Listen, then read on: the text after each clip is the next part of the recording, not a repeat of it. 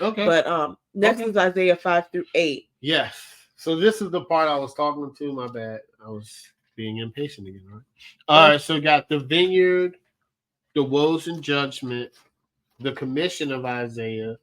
This is the commission is when he's given to God to go start prophesying, telling people. Because what God does with prophets and what God does with all of us is He gives us very specific instructions, and it's whether or not up to you to follow those. But some people He picked out that are special, and that's above the rest. Those are like prophets, judges, great kings, that stood out. So, not everybody has this. And listen, and God could have, there still could be preachers and prophets and pastors nowadays, but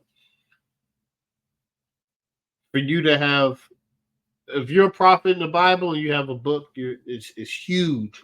So that's what I think the commission, he set out to do these things that God has chosen him to do, which is phenomenal, I think. Then it's the sign of Emmanuel, and we know what Emmanuel is. I believe the definition of Emmanuel, I'm gonna look it up. God with us. Yes. So God with us is Jesus, coming of Jesus. So he's telling people that it is the coming of Jesus, and this is the umpteenth time we heard this.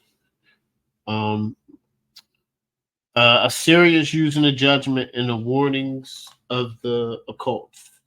So this type, what stood out to me is when Isaiah 6 is when Isaiah actually had a dream and saw God. And yeah, that's in 6:1, 6:2. Yes. He saw God. And he said he saw him. I'm actually going to read it. Isaiah 6:1 through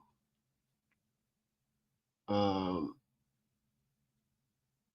going to do 4. All right. In the year that King Uzziah died, I saw the Lord sitting upon a throne, high and lifted up, and the train of his robe filled the temple. Above him stood the Seraphim. Each had 6 wings. With 2 he covered his face, 2 he covered his feet, and 2 that he flew. And one called to another and said, Holy, holy, holy is the Lord of hosts. The whole earth is full of his glory. And Isaiah was like, yo, because I think that when we watch TV, which is cool, and we think of angels, I don't think we're thinking of the angels that are portrayed in the Bible. So they're saying 6 wings.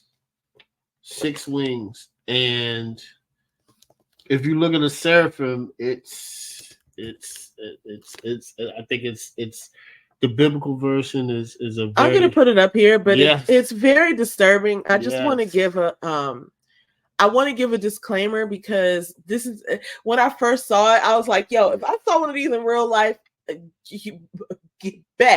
guaranteed I'm running and screaming. I mean, I don't know. We have to see what happens, but these things are scary looking. Okay. Just want to say. Yeah. Okay, I'm gonna share it now. So if you want to look away, feel free. But this is what a seraphim looks like. Yeah. And you can see like the 2 wings at the top, the 2 wings in the middle, and the 2 wings at the bottom. And let me find another picture too, because and for our listeners, it's on the audio, it's 6 wings and it's an eye in the middle. And there's eyes covering the whole thing. Covering the whole thing. This is like, listen. This is why we're not meant. To be honest, if we probably saw an angel, we probably would die. Oh.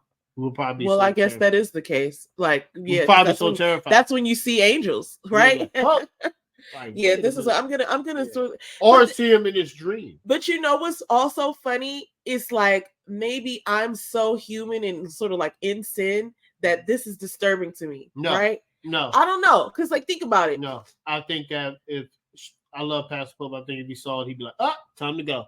I don't think it's meant for us to see God or His angels. I think they're so powerful and so omnipotent.